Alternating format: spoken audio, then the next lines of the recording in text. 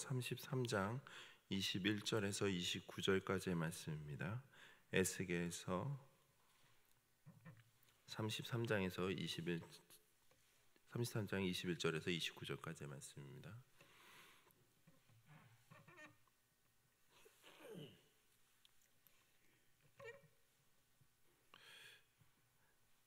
제가 읽어드리도록 하겠습니다.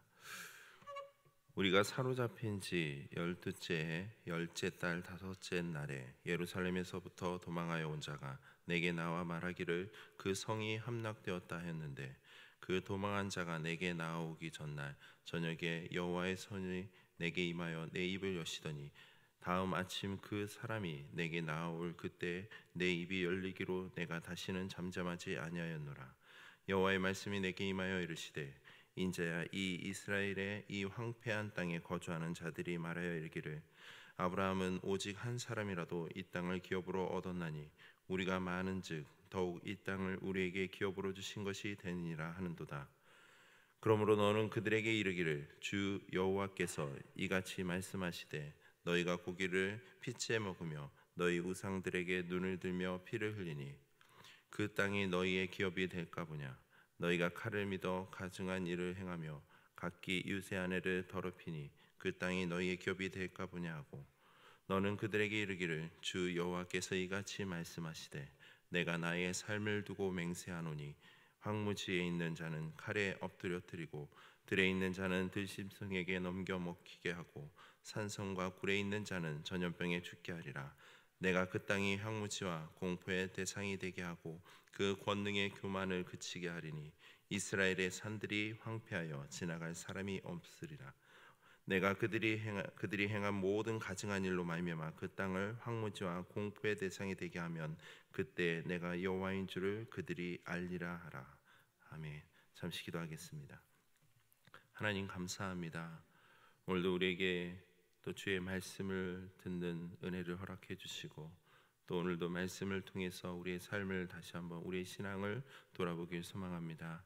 이 말씀을 통해 하나님의 자녀로서 온전한 믿음의 삶을 살아갈 수 있도록 오늘 하루도 우리에게 주신 그 은혜가 더욱더 우리의 삶에 녹여날 수 있도록, 귀한 열매로 거둬질 수 있도록 주님 우리에게 더욱더 힘을 주시고 믿음을 더하여 주시옵소서. 감사드리며 예수님의 이름으로 기도드립니다. 아멘. 에스겔은 구약 선민의 파수꾼으로서 여호와의 회복 그 예언을 전할 자로 사명을 부여받아 심판에 대한 경고의 말씀을 전하는 책임과 또한 회개 여부에 따른 심판 경고를 전달하라는 명령을 부여받았습니다. 그리고 그 명령에 따라 본격적으로 에스겔의 예언 활동이 바로 오늘 본문 가운데 전개되고 있습니다.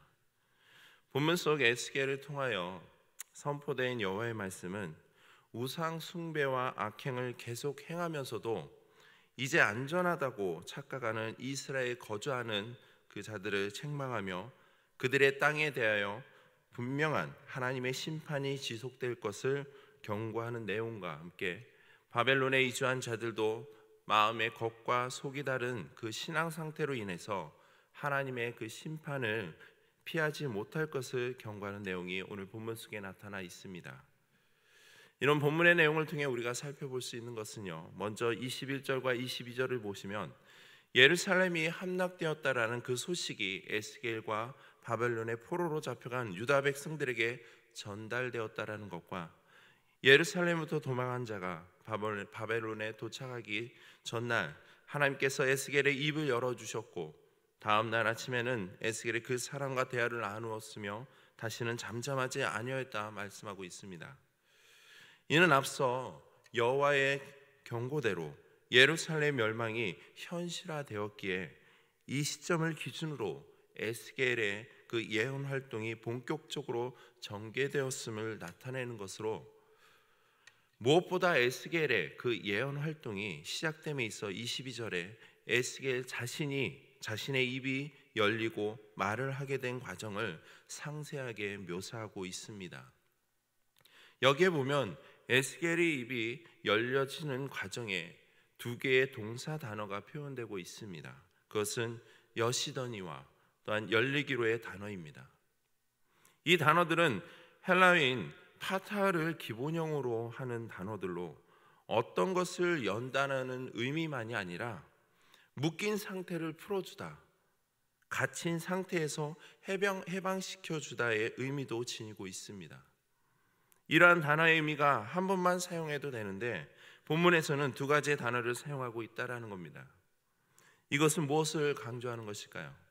이는 에스겔의 본격적인 그 예언 활동이 예루살렘의 멸망 소식에 놀라거나 도전을 받아 본격적으로 행해진 것이 아니라 바로 하나님께서 정하신 때가 되어 다시 하나님의 말씀을 선포하게 되었다는 의미가 강조되고 있다는 겁니다.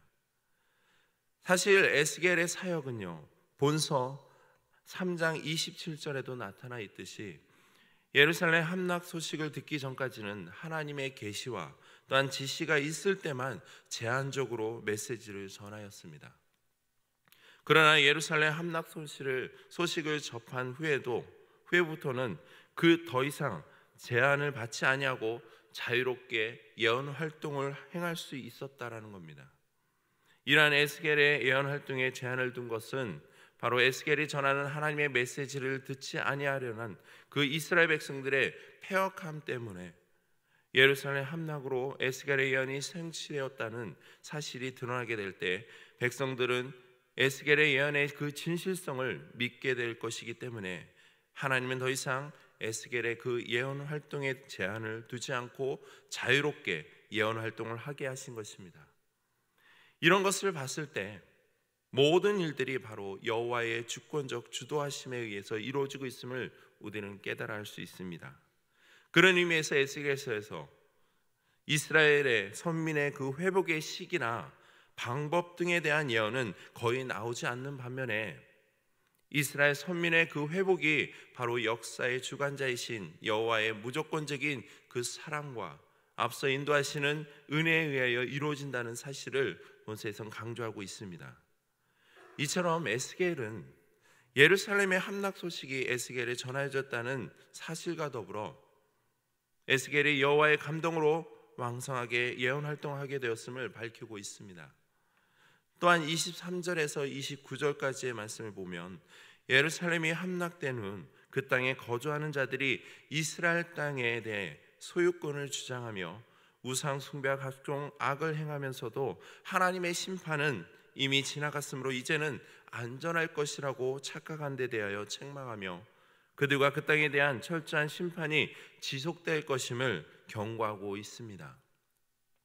그렇다면 여기서 이스라엘 땅에 거주하는 자들의 태도를 볼 때 이들은 아브라함은 혼자서도 이 땅을 소유했는데 자신들은 수가 많음으로 말할 것도 없이 이 땅은 우리의 것이다라고 소유권을 주장하고 있다라는 겁니다. 이러한 이들의 태도는 어찌 보면 자신들이 육신적인 아브라함의 후손이기 때문에 그 땅을 자신들이 물려받은 당연하다고 생각된 데서 비롯된 태도라 할 수 있습니다. 크게 문제되지 않아 보일 수 있습니다. 그러나 이러한 태도의 모습에 대해서 본문은 그들을 무엇이라고 지칭하고 있습니까? 24절에 황폐한 땅에 거주하는 자들이라고 칭하고 있습니다. 여기서 황폐한이란 단어는 건물이 불에 타거나 무너져 인적이 끊겨 사람이 살 수 없는 땅을 묘사하는 표현으로서 레위기 26장 33절에서는 내가 너희를 여러 민족 중에 흩을 것이요 내가 칼을 빼어 너희를 따르게 하리니 너희의 땅이 황무하며 너희의 성읍이 황폐하리라는 말씀처럼 이스라엘 백성이 하나님의 말씀에 불순종할 경우 가나안 땅이 어떻게 될지를 설명하는 구절에서 이 단어가 사용되었다라는 겁니다. 그러므로 본문에서 하나님께서 유다의 남은 백성들을 황폐한 땅에 거주하는 자들이라고 부르신 것은 그들 자신들이 바로 하나님의 심판을 받은 자임을 상기시켜주기 위한 표현이라는 겁니다.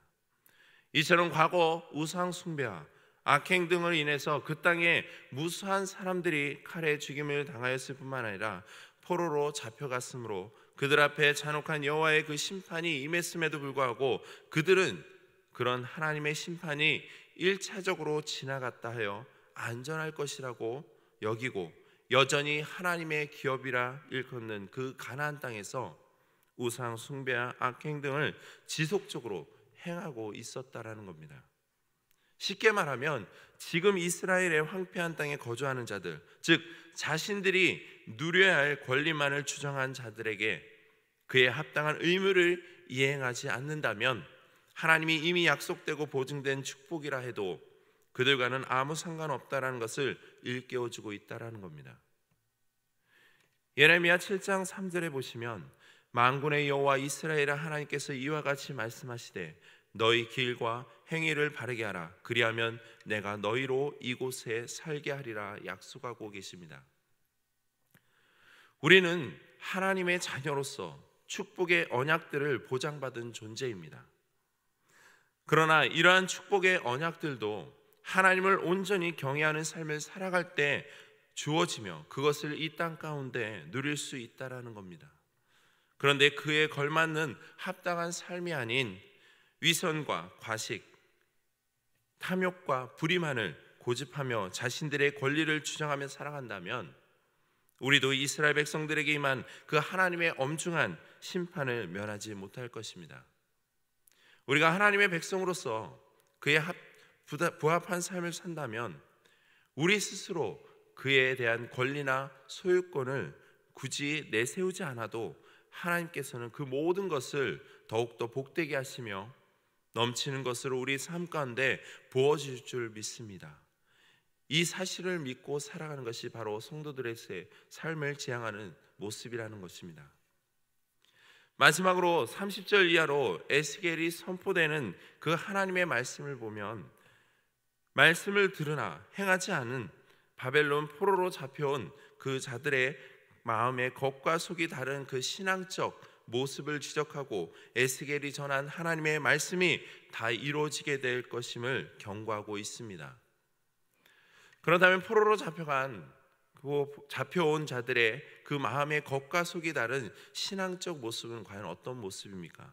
그것은 포로로 끌려온 유다 백성들이 바로 하나님의 그 말씀을 듣는 일에는 관심을 보였지만 탐욕으로 인해 말씀을 순종하는 일에는 관심이 없는 모습이라는 겁니다.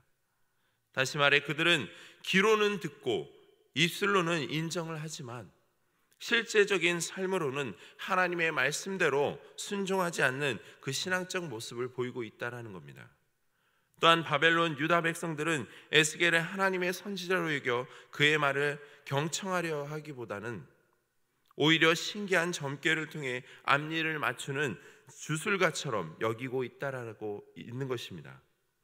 이런 관점에서 30절 후반절에 보면 여호와께로부터 무슨 말씀이 나오는가 들어보자라고 에스겔이 전하는 그 말씀을 향해 관심을 보이고 있습니다. 이를 표준 새 번역으로 해석을 하면 주께서 그에게 무슨 말씀을 하셨는지 드러나 보자라고 의역됩니다. 그리고 31절에 보시면 이에 대하여 하나님께서는 백성이 모이는 것 같이 내게 나아오면 내 백성처럼 내 앞에 앉아서 내 말을 듣는다 말씀하십니다. 여기까지만 보면 이스라엘 백성들은 예루살렘이 멸망한 것이라는 그 에스겔의 예언이 성취된 것을 계기로 완전히 불신앙에서 돌이킨 것처럼 보여집니다. 하나님의 말씀대로 그들은 하나님의 백성처럼 보여집니다. 그러나 그들의 이러한 모습은 하나님의 말씀을 전혀 들으려고 하지 않았던 그동안의 모습과는 달라진 모습이라 할 수 있겠지만 이는 단지 에스겔이 예언하는 그 하나님의 말씀에 관심을 가지고 그 말씀을 들었다는 사실을 제하고는 실질적으로는 그 행실이나 삶은 여전히 폐역하고 악행을 일삼는 삶이었다라는 겁니다. 물론 하나님의 백성의 1차적 조건은 말씀을 듣는 것입니다. 그러나 하나님의 백성은 하나님의 말씀을 귀로 듣기만 하는 자가 아닙니다. 하나님의 참된 백성은 바로 그 말씀을 들을 뿐만 아니라 그 말씀대로 삶 가운데 하나님의 의가 드러나야 한다는 겁니다. 성경에 보면 말씀을 듣고 행함에 관련하여서 주인과 종의 관계로 비유를 이야기하곤 합니다. 종은 주인의 말을 듣고 행하는 것이 맞습니다. 듣는 것으로 그치고 행하지 않는다면 종이라 할 수 없다라는 겁니다. 마찬가지로 하나님의 참된 백성도 하나님의 말씀을 들은 대로 행하는 것을 성경은 우리에게 말씀하고 있습니다. 또한 하나님의 백성이 아니라 해도 하나님의 말씀을 들을 수는 있습니다. 믿지 않는 자들도 때로는 성경의 말씀들을 알고 있고 그것을 인용하기도 합니다. 그리고 하나님의 감동으로 기록된 그 성경을 읽을 수도 있고 표면적이로나마 나름의 의미를 이해할 수도 있습니다. 그러나 그들은 하나님의 말씀대로 행하지 않는다라는 것입니다. 어쩜 그들의 그런 모습은 그 말씀을 듣고 그대로 행하기보다는 단지 호기심에 불과할 수 있다라는 겁니다. 이런 이들을 향해 주님은 31절에 내 백성처럼 내 앞에 앉아서 내 말을 들으나 그대로 행하지 아니하니라고 말씀하고 계십니다. 바벨론의 포로로 잡혀간 자들은 하나님의 말씀을 듣기는 하였지만 행하지 않는다는 점에서 하나님의 말씀을 들으려고 조차 하지 않는 그 유다에 거주하는 자들과 다를 것이 없다라는 겁니다. 그러므로 이들에게는 하나님의 심판의 경고가 선포될 수밖에 없다라는 겁니다. 우리의 삶도 마찬가지로 온전하다고 확신할 수는 없다라는 겁니다. 성도인 우리들도 하나님의 말씀을 전혀 듣지 않는 세상 사람들과 달리 하나님의 말씀을 듣기는 하지만 그 말씀대로 행하지 않는 경우가 많다라는 겁니다. 또한 스스로가 세상 사람들보다 낫다고 여기곤 합니다. 그러나 하나님의 관점에서 볼 때는 크게 다르지 않습니다. 많은 사람들이 하나님의 말씀을 듣기 위하여 주일마다 교회는 사람들로 가득 찹니다. 이것은 분명 긍정적인 일이며 하나님의 은혜이며 축복이라 할 수도 있습니다. 그러나 우리가 알아야 할 것은 이들 모두가 하나님의 참된 백성이라고 단정 지을 수 없다라는 겁니다. 이들 중에는 이스라엘 백성들과 같이 단지 호기심에 혹은 습관적으로 말씀을 듣고자 하는 자들이 있을 수 있다라는 것. 그리고 그런 이들의 그릇됨은 하나님의 말씀을 들은 대로 행하지 않는다라는 겁니다. 오늘 본문 속에서 에스겔 선지자는 두 분류의 사람들에 대해 하나님의 심판의 경고 메시지를 선포하고 있습니다. 먼저는 자신들이 선민임을 자부하며 옛 하나님의 심판이 1차적으로 행해졌기에 안전할 것이라고 여기고 여전히 하나님의 기업이라 일컫는 가나안 땅에서 우상 숭배와 악행 등을 지속적으로 행하는 자들과 또한 하나님의 말씀을 듣고 그 입으로는 사랑을 고백하지만 여전히 마음 가운데는 이익을 따름으로 온전히 실천적 행함이 없는 바벨론 포로로 잡혀간 자들에 대해서 이야기하고 있습니다. 이들을 향해 에스겔은 주님의 예언을 선포하는 사명자로서 분명한 하나님의 심판이 임할 것을 전하고 있다라는 겁니다. 우리는 끝까지 포기하지 않고 말씀을 따라 행하는 자가 맺을 하나님의 축복과 영생의 열매를 포기하는 어리석은 선택을 하는 자들이 되어서는 안 될 것입니다. 우리는 바로 주님의 말씀 앞에 순종하는 자가 맺을 그 복된 열매의 가치가 얼마나 소중한지를 깨닫는 자가 되어야 할 것입니다. 오늘 말씀을 통해서 우리가 기억할 것은 어떤 어려움 속에서도 순종하며 그 말씀대로 따르는 자가 되어야 할 것입니다. 단순히 말씀을 듣고 마는 것이 아니라 그 말씀을 통해 우리의 삶에 하나님의 의가 드러나야 되는 것이 바로 성도로서 우리가 열매를 맺어야 될 삶의 모습이라는 것입니다. 오늘 말씀을 기억하시면서 우리가 기도하실 때 그 주님의 말씀 앞에 온전히 순종하여 실천할 수 있는 믿음이 있기를 기도하기 소망합니다. 그래서 우리의 행하는 모든 삶이 더욱더 주님의 은혜 가운데 또한 나의 삶의 한 순간순간마다 하나님의 의가 드러나게 해달라고 우리가 함께 기도함으로 하나님의 그 영광이 우리의 삶을 통해 드러나길 소망합니다. 이 시간 함께 기도하길 소망합니다. 기도할 때